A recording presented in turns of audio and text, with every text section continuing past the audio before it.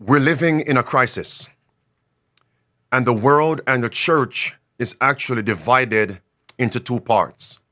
Some people are crying, emergency, get ready, while others are crying, peace and safety. Today will be as tomorrow, tomorrow will be as today. There's no work of preparation. Well, today, by God's grace, I'm here with my special guest to sound the alarm that there is a crisis in our midst. And just as inspiration says, we are not mere alarmists, but the events which are transpiring are indeed alarming. Today, we'll have 3 or 4 segments. Number 1, I'm going to give a brief introduction and set the table so we can all feast spiritually from this table. Secondly, I'm going to introduce and bring in my special guest. In the 3rd segment, I'm going to give some closing remarks. And in the 4th, by God's grace, if you have questions for myself or for my special guest, you may at that time call in or put that question in the chat at the appointed time. Well, friends, let's get right into it. Today, I'm going to be addressing that we're now living in a time when a great concentration camp is being built. This is a digital concentration camp. And by God's grace, we need to warn the people because these things were prophesied. Not only are we to diagnose the sickness, but we must also give the remedies. Not only are we to point to the crisis, but what are the solutions? And today I'm going to emphasize again the 5 keys of survival. And my special guest is going to be addressing country living. Too many people are finding all these excuses. And by God's grace, we want to give answers that are applicable and relatable for God's people. Emergency. John Kerry warns, U.S. is on the brink of declaring a climate emergency. And to understand that climate emergency and what the mandates are going to be, we are to look at the mandates, the draconian policies that were rolled out during the pestilence 19 pandemic. And remember this, whenever there is a so-called declaration of emergency, it simply means that your liberties are going to be suspended. And that took place March 11, 2020, and the public health emergency came to an end May 11, 2023. And now we have John Kerry now stating, it's time to declare a climate emergency so we know exactly what is coming. I'm going to encourage you, as we did this past Sabbath, to put on a sheet of paper with a writing instrument, text yourself the various draconian mandates that were rolled out during the global public health emergency. Why? Because when they declare the climate emergency, similar policies, let me fix that, worse policies, tyrannical policies, which are inimical to our religious and civil liberties are going to be rolled out. Here he is on record. Get people to behave, change their behavior. John Kerry. So I think personally we're on the brink of needing to declare a climate emergency, which is what we really have. And we need to get people to behave as if this really is a major transitional challenge to the whole planet, to everybody. It is coming. It is coming. And friends, here is what I want everyone to see. This is Tedros. Hear what he says. To lower the level of alarm.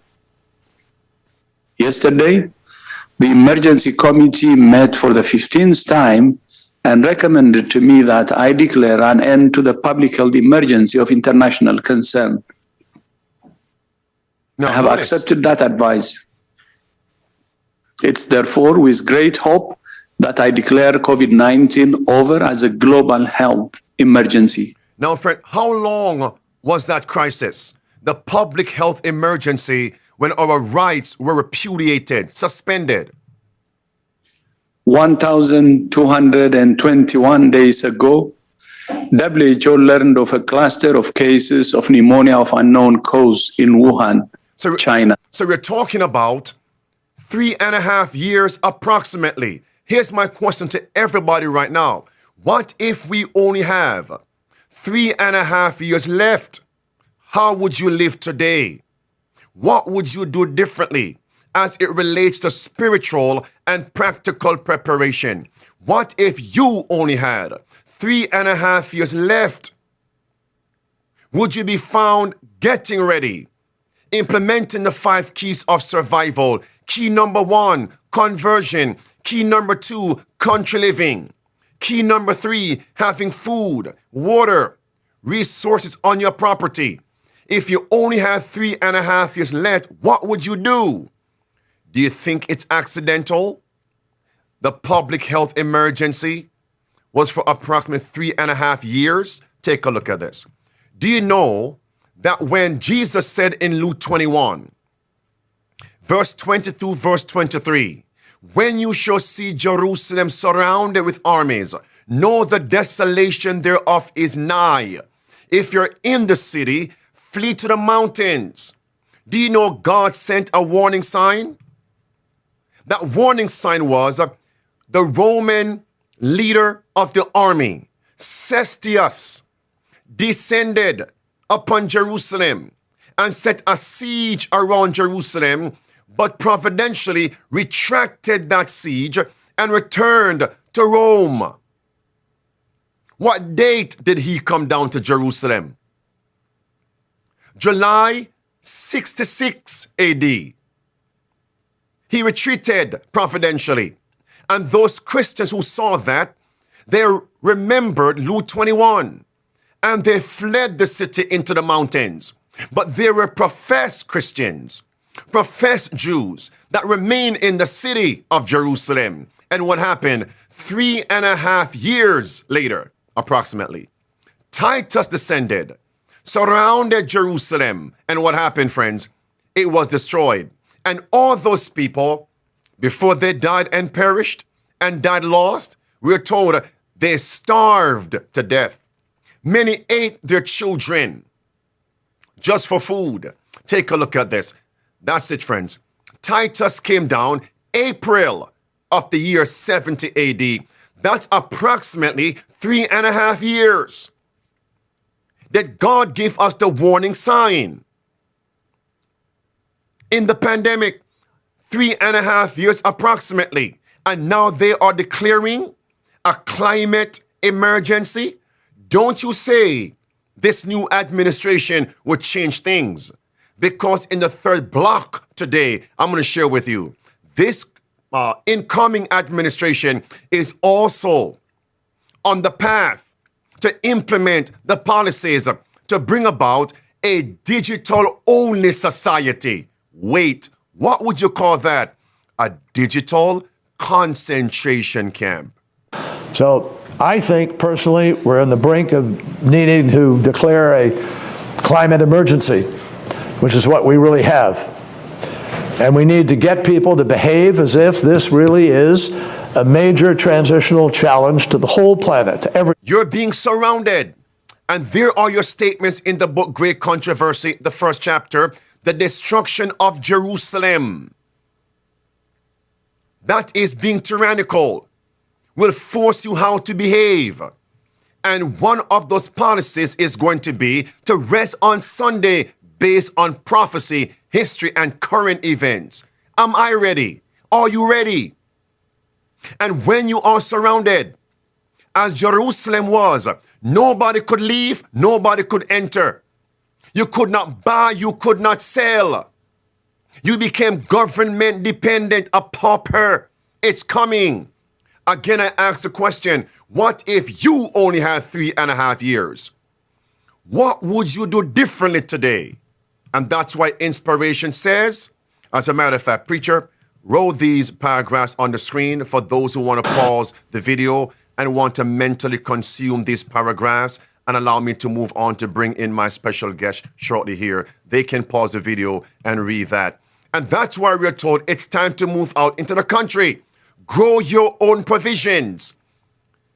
And then we're told a time is going to come that those who could move but refused, like Lot's wife, when they are awakened and now they want to get out, it's going to be too late. That's one group.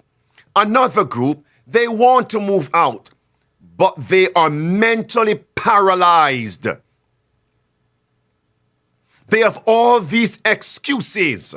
They're like doubting Thomas. And that's why today, my special guest is Kevin Fuller. He's back. He's back. Kevin, talk to us.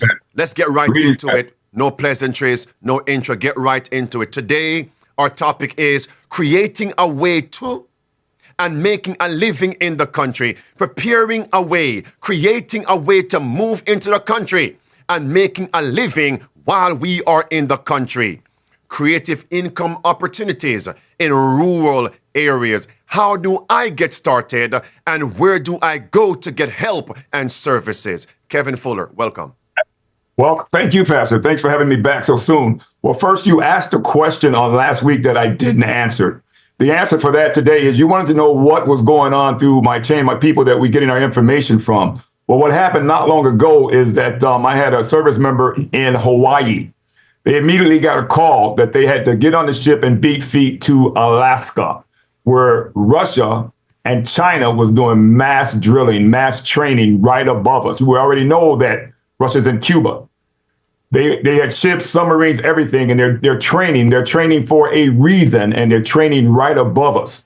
Not only that, even today, as we see that Taiwan, the president of Taiwan flew to Hawaii, but he had to be escorted by all of his military jets. China is threatening immediate takeover of Taiwan, which puts us at war from that angle. We have to get about moving. God has warned us time and time again. So what I'm going to show you all is not only, we hear people say all the time that what I can't do, and that comes up with people complaining all the time about what they can't do. I'm going to show you some ways that God has allowed for us to be able to do those things. So excuses, I have no money, I don't know how to move or get ready, I have no help, but I just can't do it. I'm too old or I'm by myself. We hear all that all the time. So stop making excuses, because what we're going to bring to you today through grace of God is the way that you can do these things. The first thing, planning is essential. If you fail to plan, you plan to fail. OK, so actionable steps for planning your move to the country is a PDF that we put together. It is available online, but you're getting it right here. It's going to show you step by step things you need to do immediately so that you can get going. So you don't give me an excuse. Don't talk about I don't have a penny, because we're not going to use a penny. We're going to use what you have to make things happen so you can get where you're going. So self-assessment and goal setting. Look at yourself. See who you are. See what's holding you back. Is it your husband? Is it your wife? Is it your children? Is it the house? What's holding you back? Those things you're going to need to break and tear loose. Set your goals for this move to get ready to leave the city and get to the country. Financial planning and budgeting. Start by seeing what your worth is. What's your house worth? Or what's your apartment? Whatever, condo, what's it worth? What things you have you can get rid of. And start shedding those things. You can create some income by just getting rid of things that you simply do not need. Look around, get rid of them. There's stores that buy even your old clothes, the old boat, things you have that you need to get rid of. Turn them loose. Start to build up some cash. Stop buying things that you normally buy. Cut out some of the TVs, the Netflix and all of that. Eliminate all of that and start to increase your income. OK, research and planning. Know where you're going. Know where you desire to go. And I always tell people have even three places, 3 locations in mind in case one don't pan out. But start to match up with people to research the areas, know the conditions and things, things like that are what you're looking for. So finding and purchasing in property is very easy by using some of the Realtor.com apps or some other apps. I'm going to give you some like auction.com. I'm actually giving you apps. I'm going to give you things today that you can use without having to pay anyone for these things. Auction.com. And just punch in the state or county that you're in, and you can actually bid on properties, and you do not need to sign up or spend any money for that. Auction.com, and you can start purchasing. And there's tons of things that we can do. So preparing now for the move. So you know you have to move. You have to get going, get these things all laid out. You're going to start to look at what do I need to do? What do I need to box this up? Do I need a professional moving company, family or friends? Who else do I want to know about where I'm going? Or who do I want to take with me? Are the kids going? Do we need that much space? All these things you can take a look at. OK, so now setting up the new home. Once you move, you get out to that new home, only take and set up the necessities.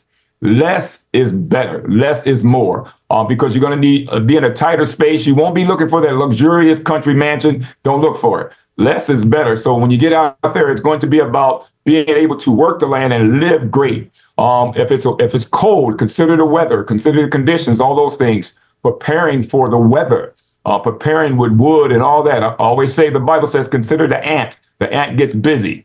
So embrace the rural lifestyle. I'm going kind of fast, but I want you guys to grasp this. This would be available for you to slow down or rewind. But embrace the rural lifestyle. That's now your new living area. That's where you're going to live. It's going to be quieter. It's going to be more exciting if you have a mind to make things happen. You're going to experience all new sounds and settings and surroundings, but embrace those things. Take a look at them. Get to know your area, okay? And then have long-term planning for sustainability. Make sure you set things up so that you know you'll be there for a while. I talked about the winter. Make sure you have stacks and stacks and stacks of firewood. Make sure you have alternative heat sources, electric heaters, solar panels. Even one of the things with solar electricity, at some point, those batteries have to be replaced. If we can't get back to the city, you must have alternatives for heating, okay? And then building a support network. You're deciding to go to the country, to a rural area, and you know there's other spaces available, much land available. Talk to some of your brothers and sisters, cousins, nieces, uncles, nephews, and also instruct them on how to buy property around you so that you can build up a great support network. We're SDA. We love building up a beautiful SDA network so that we can just get out there and be a help for each other. So with self-assessments and goals, evaluate your resources, like I said, and set clear goals. Nothing that's impossible for you to do. The space you have for fear, that's less space for faith. So let's just get busy about moving. So we want to do that. So self-assessment, find out what's holding you back, and let's jump all on that. Financial planning and budgeting. We talked about that. If you're working the typical 9 to 5, still take a real look at your finances and see what's happening there. But when you get ready to go to the country, I'm going to show you other resources that you can be self-sustaining in the country. But prior to that, how do I secure funding for what I'm getting ready to do? When you look at number 2 on the financial planning guide for budgeting, it's going to tell you tons of resources. Look at the bank, look at a loan. If you put together a good enough little business proposal or business plan, and YouTube, I'm going to talk a lot about that, is so friendly to you that we're sleeping YouTube. YouTube has instructional videos for everything that I'm going to list. You don't have to pay anyone to walk you through this, unless there you have hassles and all that kind of fun stuff, things you just simply can't do. But YouTube has instructional videos to walk you through this budgeting and financing, how to set up a business plan. This business plan can be just for moving, or it could be something constructed to construct a business.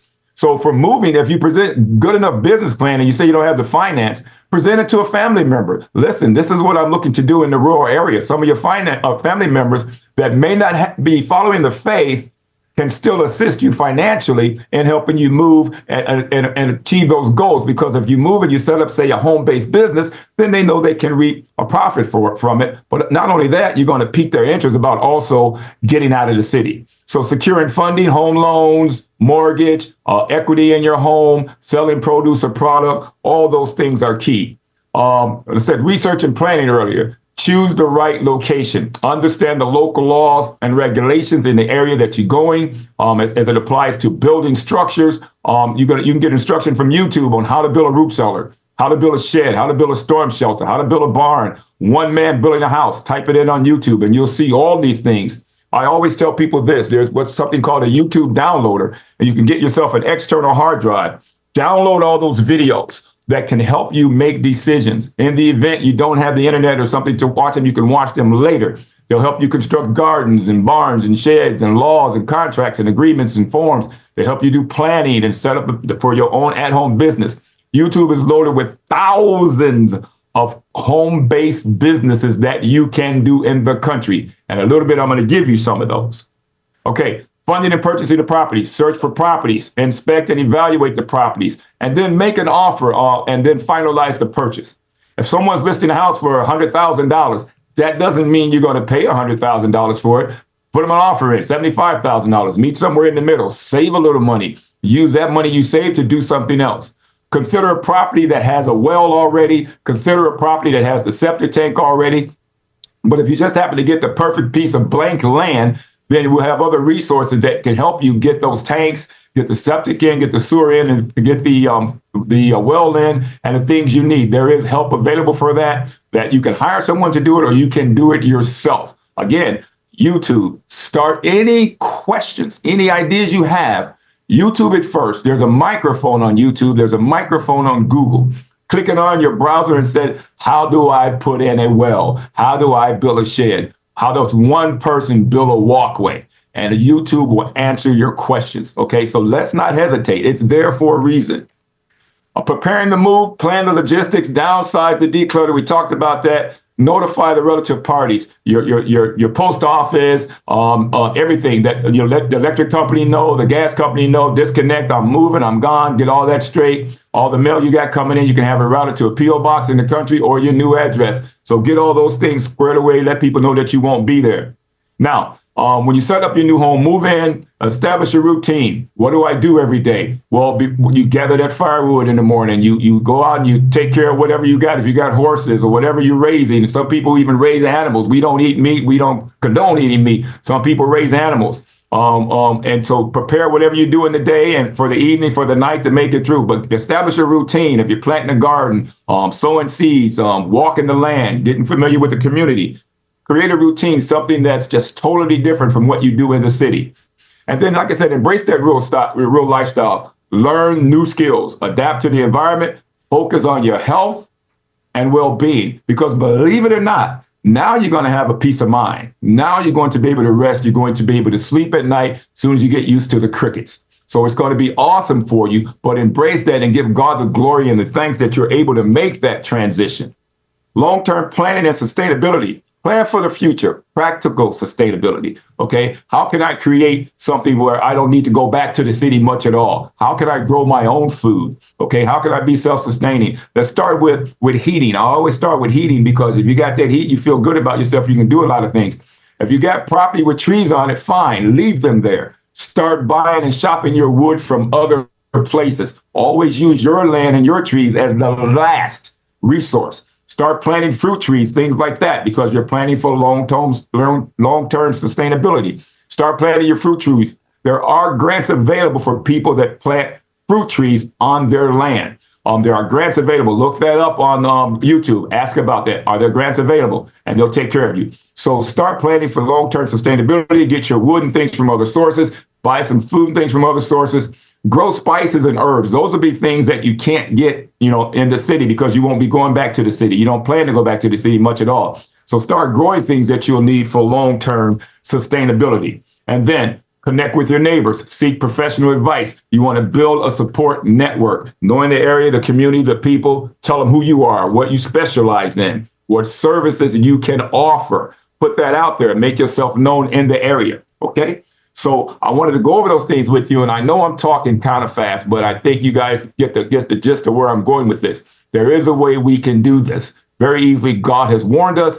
He has allowed us to do that. When he led the Hebrew Israelites to the sea, he then got them through it. Okay, he won't bring you to a mountain you can't get over. So we don't worry about those things. We just do as we're told, and we'd be a lot better people. Okay, so this what I'm going to show you now is dealing with ways, real quick. I'm just going to go over it. This will also be available for you to see later. Ways to make a living in the country. I'm going to give you just some rough ideas. Farming and agriculture. If you're growing any kind of thing in vegetables and all that kind of fun stuff, make sure you grow it enough for yourself, but more that you could also sell. If you find out you grow great things on your land, if pumpkins grow better than tomatoes, or vice versa, squash and watermelons and cucumbers and cantaloupes, what have you, you find out what your specialty is. That's something that you want to grow a lot of and be able to sell and share and barter with others. So start, right there, look for that to be a long-term financial and sustainable goal for you to make a source of income, also to put this food up for yourself. Homesteading, self-sufficiency income, all kinds of things that you can do there to just let people know this is you. When you'll set the example for your family, you'll set the example for other Christians and other people with how you set things up on your home. You can make money from homesteading, helping other folks out as well. Tourism and hospitality. People want to come to the country for bed and breakfast. You got enough land, you build a couple houses or a couple of more cabins there. Invite people out. At the same time, you get to witness to them. Okay, people pay a lot of money, and I know this firsthand. They pay a lot of money to go to the country where it's completely quiet, to sit in a kayak right on the side of the river, or to be in a tent, or just to walk some peaceful land and hear stories about bears and lions and all that stuff. So take advantage of that while being able to offer a bedroom to rent. Just think about it, or a cabin to rent, things like that. Freelance remote work. You can do anything. You can help with farming. You can help people with all kinds of other things. You can write papers. You can babysit, daycare. It's just unlimited. So I'll have more resources for you. Okay. So there's a lot of things. I can go all the way down where you get into arts and crafts, agricultural work, real estate, property management. Just go to, you can put together a conglomerate with different farmers. Hey, we want to do some farm tours. You head that up. Oh, hey, we got people that's looking to rent a barn, looking to rent a land. I mean, the limits are, it's unlimited. And if you need help, worst case scenario, we're always available to help you. But a lot of these things you can do to start a business, simply go to YouTube, use the microphone. How do I start my own home-based business? How do I start with $0? How do I do this with $0? And there are actual things there that you can do. So right here. Tourism and hospitality. I jumped over to number 14. Okay. Bed and breakfast. We talked about that. Farm stays. People want to stay on the farm. Camping and glamping. The camping and glamping. People want to camp out on your land. Some of them bring these big fancy tents. They call it glamping. But it's also awesome. An RV park. You got enough land, a place where people can come and park their RV and walk the riverside, fish, whatever they do, all kinds of things people just want to do. They'll come from all over the country. But what that does for you, it creates a source of income, okay, so that you can be self-sustaining in the country so that you don't have to worry about that 9 to 5 you left in the city. As you look here, we got tons of different things, outdoor and adventure businesses, crafts, okay, artisanal goods, freelance remote work we talked about with business, writing and editing. These are things that you can do. Graphic design, web design, social media. These are things that you can do, but I don't know how to do those. YouTube has full classes that are free. YouTube has full classes that are free for all of these things that I'm giving you that you can do to start a successful business in graphic designs, computer programming, software, anything, hacking, to combat the hackers. Okay, cybersecurity is so key right now. You don't have to be, people never need to see your face. These are classes that are free on YouTube. You download those or you watch them piece at a time, and you can apply for jobs online, submit your resumes, and you're sitting at home on your country property, making yourself $500, $600, $700, $2,000, $3,000 or more per day. YouTube has hundreds and hundreds and hundreds and hundreds of businesses you can do. So use your microphone there on YouTube and tell it what you want to do and what you're looking for. How do I find those properties? It's all there. So resources for, there's a bunch of PDFs, there's a bunch of videos and et cetera, that's available for you to download. And as I said, YouTube is your first choice on how to. Help me have a business, manage the business. How do I grow a farm? How do I sell a farm? How do I do a farmer's market? Do I sell at a farmer's market? Do I start my own? Should I have it on my land? Should I share with others? Ways that you can bring people together. How do I do contracts and agreements? All those things are there. So we have zero excuse.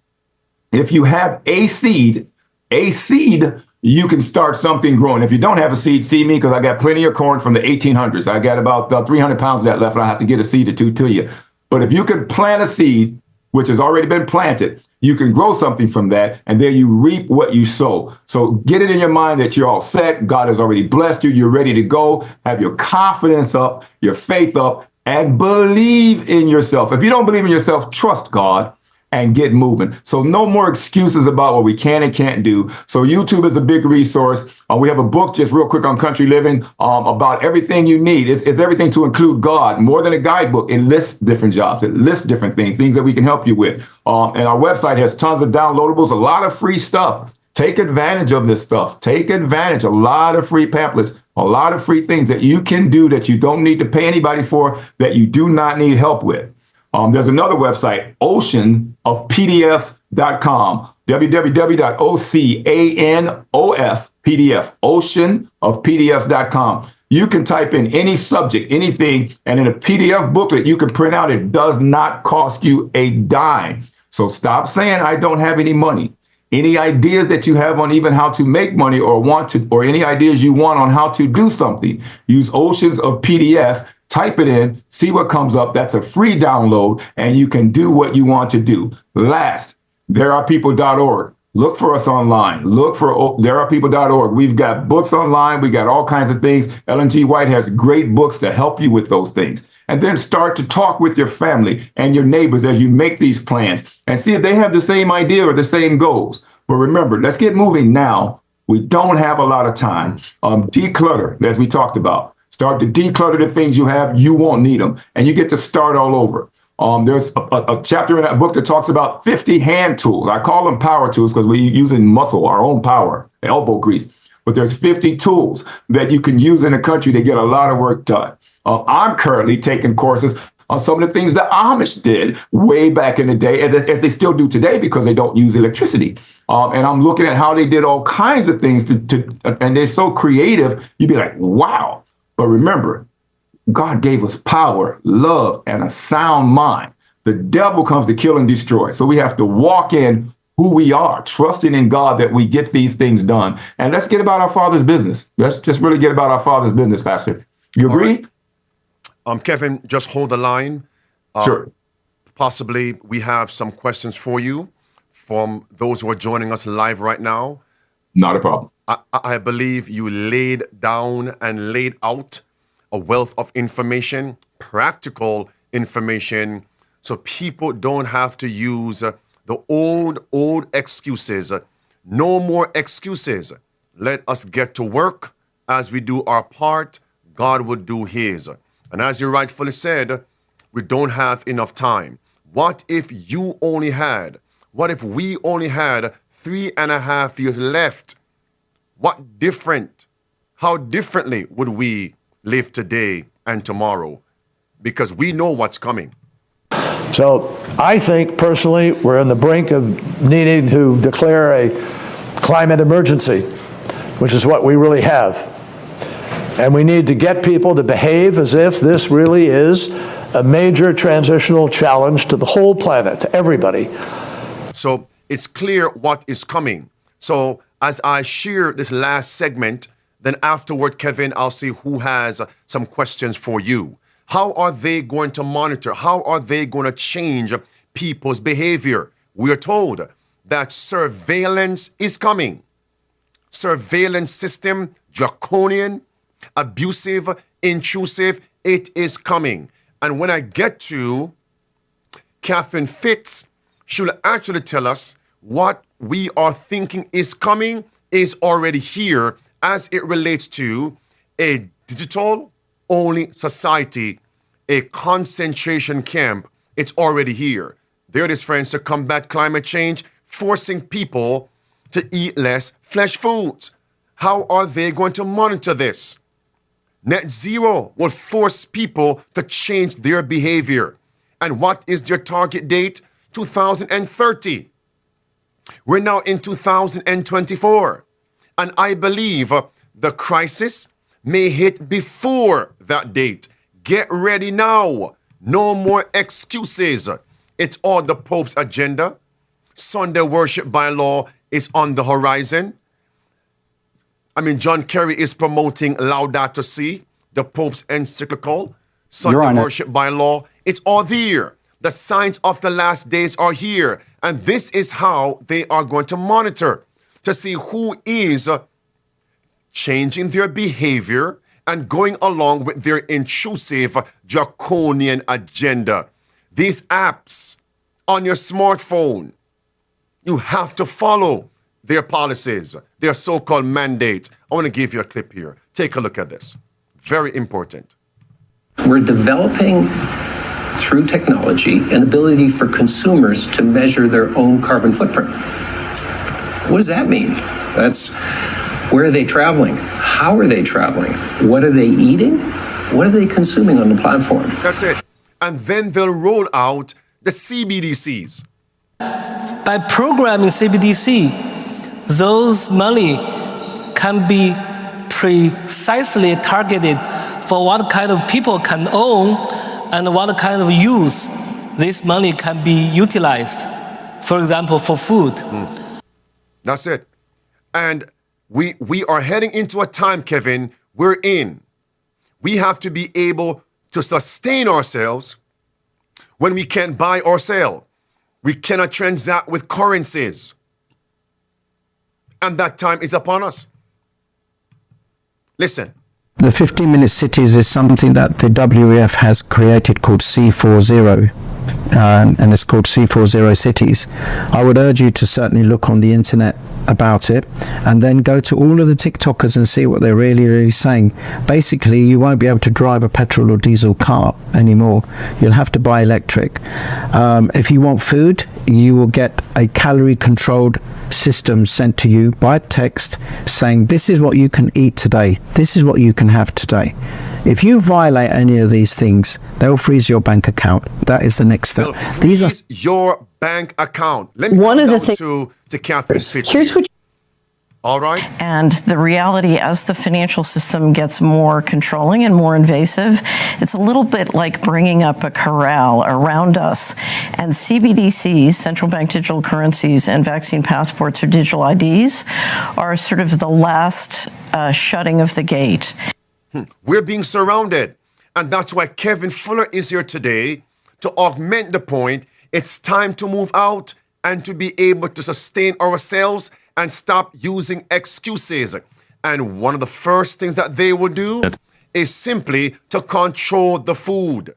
Control the food. If you control the food supply, you can control the 15-minute cities is one of the things, that you see when you fight, at this level trying to protect freedom is they can't get financial control unless they can control the food supply. That's it. Because, friends, this is here's an what you interview by Catherine Fitz a few days ago. It's fresh off the press. Here it is right here. Clip one. That question. So it's very interesting. If you see some of the people around the president, they're the ones who really do want to drain the swamp. Because some people are thinking the incoming administration, the incoming president, everything is going to be fine and dandy, peace and safety. Hear what Catherine Fitz says. That question. So it's very interesting. If you see some of the people around the president, they're the ones who really do want to drain the swamp. But if you see many people around the president, they're the ones who are building the swamp. So if you drill down to some of his policies, for example, promoting digital IDs and using election fraud and immigration as a reason for a digital ID, or you see his promotion of private crypto in a major way involved in the federal finances, if you see his attacks on civil service and want to swap in private contractors for the civil service, I would say that's building and expanding the power of the deep state. A nail in a sure place. Once I covered the information this past Sabbath evening, I went to my office. I received a text from a dear friend. He was the one that sent me this interview with Catherine Fitz a few days ago. And he actually put these words at the end of his text he sent to me. He wrote these words: I only wish she had the whole truth found in the Bible. His words. I'm not going to elaborate much. Roll the clips. Clip 2. Very important. Yeah. And that's good news if Trump wants to get us out of the WHO, get us out of the Paris Agreement. But if Trump is here to sell on behalf of the central bankers, sell us on a a all digital financial and monetary system and on a digital ID and all these other sort of mechanics that they need to finally snap the control grid into place, then we're in real trouble. And that's why I say the campaign begins today. I like her word choices. That this incoming president, his policies so far are what she's seeing as the final move to snap in place the digital concentration camp. Have you ever snapped something in place and the whole thing is ready to go? So on one hand, he may be against the Paris Climate Accord, but on the other hand, the policies he is pushing and about to implement lead to the same end. All roads lead to Rome. All policies, all roads lead to popery. All roads lead to the mark of the beast crisis. And the platform is being established. Clip 3. I agree with Whitney Webb more. She's been giving great coverage. So she mentioned Whitney Webb, another individual on the platforms who is also sounding the alarm. Tyranny is on foot. I agree with Whitney Webb more. She's been giving great coverage on all of this. And if you look at what Trump has said on the digital ID, I think it's very and deeply concerning, and Whitney understands that and has covered that extensively. And so we need to be watching what Trump is saying. If you look at the different pieces of what I call the digital concentration camp that's snapping into place, Trump has been on the wrong side of many of these specific points. We do not want an all financial monetary system. We do not want a digital ID. And the last thing we want is somebody, auditing or running the Federal Reserve who is on record as wanting to put a mesh network in the back of your head and hook you up to satellites. So did you catch that? Did you catch her last words right there? Not much commentary. Roll the clips. I think it's very hard for people who've grown up and enjoyed Western liberty and human liberty to imagine literally that we're going into a system where literally our homes, our cars, our communities become digital concentration camps. Not much commentary. Roll the next clip. Listen. And at the beginning of this year, when we did our annual wrap up on the Solari report, I called it Operation Pushback. And something very miraculous is happening and very marvelous. And that is literally people all across America and all across the world are saying, something, what we value is freedom. And this is not okay. We will not go along with central control. And you see the pushback developing as more and more people realize that with digital technology, the people running the central banks and the people governing the different countries of the world literally do want to assert central control. So when Klaus Schwab from the World Economic Forum says it's 2030 and you have no assets, they're beginning to understand not only is he serious, but if you look at the different mechanisms like the WHO that they put together to basically relieve your assets and your rights, people are beginning to see the mechanical nuts and bolts of how they intend to operationalize the vision of relieving us of our freedoms and our property rights and our assets. She calls it Operation Pushback. People are waking up. Isn't it surprising? Many of those people are in the world in Babylon, while the majority of our people are crying peace and safety. Pushback is a protest. Get ready. She's speaking about the centralizing of every commodity in the world. Just as Inspiration said in volume 9, page 11. There it is, my friends. The agencies of evil are combining their forces and consolidating. That is centralizing. That's it, my friends. Great changes are soon to take place in our world. And the final movements will be rapid ones. We're living in the last days. Those words, hear them once more. Listen. So this sounds like massive changes coming for America. Sounds like what? Massive changes coming to America. The previous clip she just said, we are seeing a centralizing of wealth, power, and control. And what did the host say? We're seeing massive changes coming. Wake up. The cock is crowing. Yet God's people are sleeping. So this sounds like massive changes coming for America. It's not coming, it's here. We're in it. Yeah. Yeah. Right. Okay. Right. Thank you very much. Live from Tennessee, Catherine Austin Fitz. Very nice talking to you. Thanks for all your... I wouldn't be surprised she's in the country already in Tennessee. Buchanan, live from Tennessee. It's already here. Already, just as volume 9, page 11 says, it is already here. 689 777 5198. 689 777 5198. Any questions here for our guest, Kevin Fuller, based on what he laid out?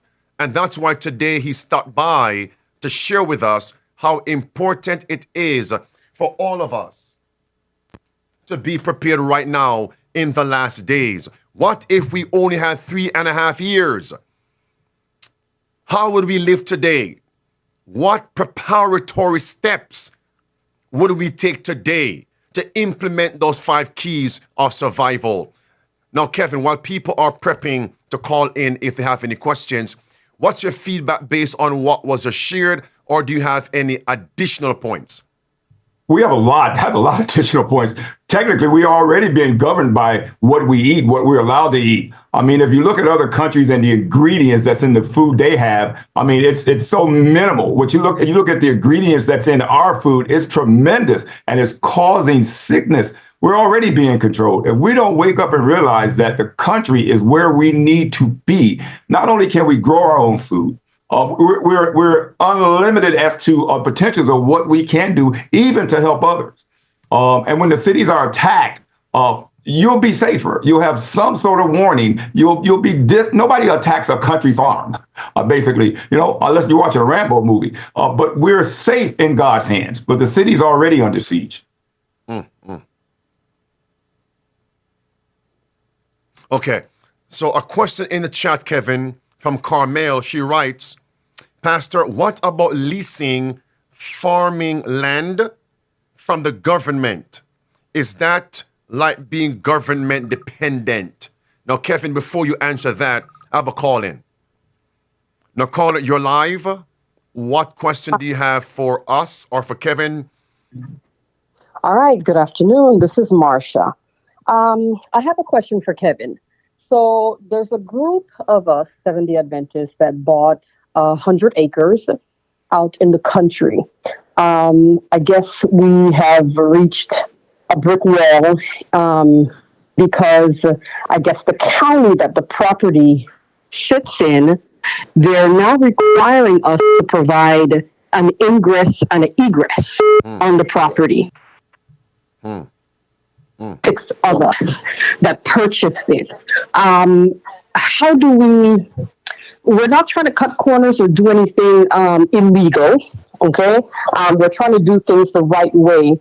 How do we go about accomplishing this? Since it's a huge property, and so the requirements are for a concrete road to be made, despite us sitting with the engineer for the company, the county, letting them know it's really for farming, to provide food for ourselves as well as serve the community. What are your suggestions in moving forward? If I'm understanding her clearly, she's saying that they have a large parcel, a large piece of land, and they're being required to put in a concrete driveway. Is that what I'm hearing? Mm-hmm. Okay. Yes. That is required, and it's required for several reasons, even for your fire address or your fire number, as they call it, so that the fire department can get in, the waters can be placed there if they're doing fire hydrants, all that kind of stuff. But financially, one of the ways to do that, if you're having a hard time financially, is, you got enough farmland, start growing, be able to get the growing and selling, having produce. If they require it in a timely manner, you may have to seek a loan against the property, or have your people come together financially and see if they can alleviate that for you, and getting that concrete put in, and then take bids from different contractors and see who's the best place to get a bid from. Okay. Okay. Thanks, Thank you. Now, there was a question before that. Can she repeat that question again, Pastor, the other young lady? She dropped the line. Caller, you're live. Hi, this is Candace Yeldell. Hi, Pastor, and I thank you for all that you and your family do. I'm in a dilemma. What I want to know is, okay, I live in Michigan, okay, right borderline of Detroit. But what I want to know is, what do you do? Because I want to move out of Michigan. It's flat. It's all mountain. I mean, there's no mountains. And at the end of the day, my family lives in California, but I really don't want to go there. But my son and daughter, they're grown. They're here, but they don't believe anything I'm telling them. But I know what the Lord has opened my eyes to see and do. And so I want to know what to do. Where should I move? Because I don't know if anybody's seen on all through YouTube, but there is 300 trucks surrounding the borders of Michigan, and it's like they're preparing for something. My house is on the market, so at the end of the day, I don't know where to move. I wanted to know if there's any pointers, any tips. Welcome to Wisconsin. I was on the phone with two people from Michigan on Friday. And they're also considering the same thing. They thought about Wisconsin because they were close to different areas. They just didn't have the space there, being close to the city. But there's tons of areas, and you just make up your mind where you decide you want to move. But you said one thing also that was key. You have two grown children, but that they don't have the beliefs you have. It is short, and I'm really not trying to be funny, but they're grown. You have to make that decision. You have to make that move. You have to really get about your father's business for safety. I guarantee you they'll follow you. They will follow. But yeah, me and my friends want to move to Safe to Serve. Georgia, wherever Tennessee, Safe to Serve is, where Pastor Henriquez is, that's where we want to go. Okay, so you have two options, Wisconsin or Georgia. Okay. But, definitely. And the pointer is, you want to be around people of the household of faith who believe in the present truth. Absolutely. That's why I want to come there where you are. You know what I'm saying? Because I know you guys know about the land there and the cities there. So know your goal, set your goal, set an idea. You can actually use realtor.com and actually see pictures in Google Earth and see areas. There's tons and tons of different areas. Georgia's not just the only state. And I'm not advocating against Georgia. It's a great place, beautiful place. Thank you so much, though, guys. Thank you so much. Thank you. Thank you. Bye-bye. Someone says Arkansas. Yes, Kevin. So yeah, there was So the question was about, can we lease farmland from the government? What are your thoughts on that? Yes and no. If they're limiting what you can grow, and some government agencies do, if they limit what you can grow, no. But if there's no limit on what you can grow, take advantage of that opportunity to grow as many vegetables as you can and create your own market. And that'll build you up a significant amount of cash. And one of the examples that I always use is cherry tomatoes. Cherry tomatoes are $200,000 per acre. So if you're leasing land from the government, chances are it's more than 30 acres. It's probably a couple hundred acres. You're really unlimited what you can do, but be careful that you don't sell your soul. One. The other thing is if you're not selling your soul, everything is good on the up and up. Take advantage of that right now and start growing and producing. That way you got enough cash that you can back out of that deal. But leasing is a great option for people who don't have a lot of money to put down on buying land. A caller, you're live. What's your question? Hello, I'm Grace Sherman. I live in Puerto Rico. Can Mr. Kevin help me with this? Yes, go ahead. He can hear you.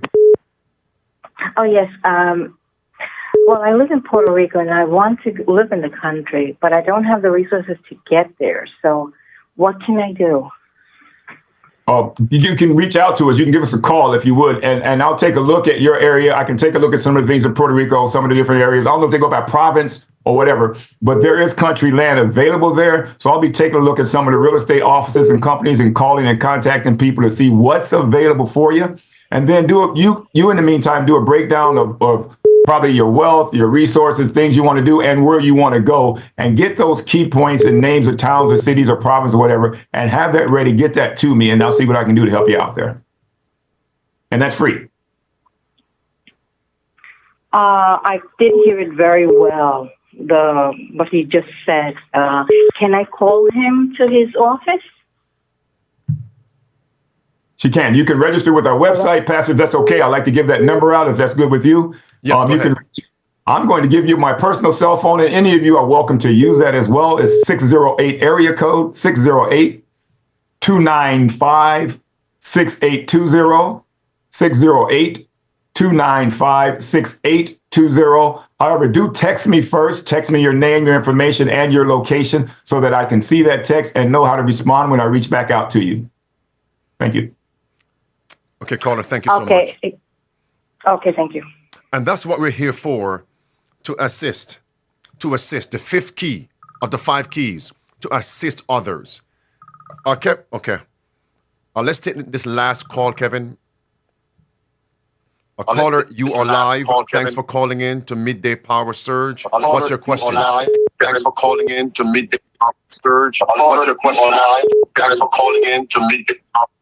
Caller, could you kindly lower the volume on the live feed? Caller? Okay. Caller, you're live.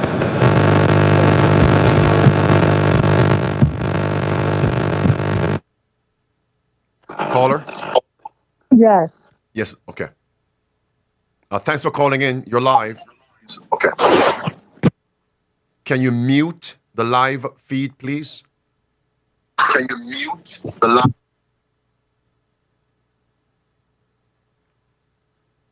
Hello, can you hear me? Yes. All right.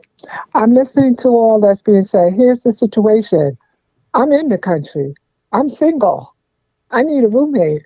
I need help. You know, we're talking about one of the keys of country living is conversion. We're going to have to set aside our personal preferences and ask the Lord to convert us so we can work together and get the work done and be ready so we have a place.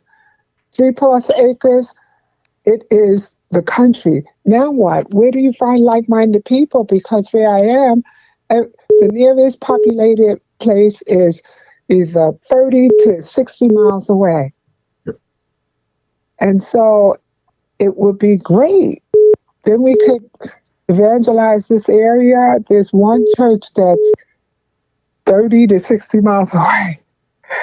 I'm doing church with you, Pastor. Praise the Lord. Thank God you're here and you're providing this for us. How did you reach out and find people of like mind that may be interested in that and move forward? That's the question. Okay. Can I answer that, Pastor, if it's okay? Yes, go ahead. We are working. I'm actually working on a PDF. And I want to give all the support to my wife. She does such great work on a lot of the stuff with the research that we do. But we're working on a PDF now that's going to deal with people just like yourself. I was asked by, matter of fact, we're talking about Michigan. I was asked by the 2 ladies in Michigan the other day, how do we find like-minded people? How can we build communities? We're seeking to do that ourselves, even in Wisconsin, northern Wisconsin, because it's such a vast amount of land that's available. It has great prices. It has minimum laws on things that you can do.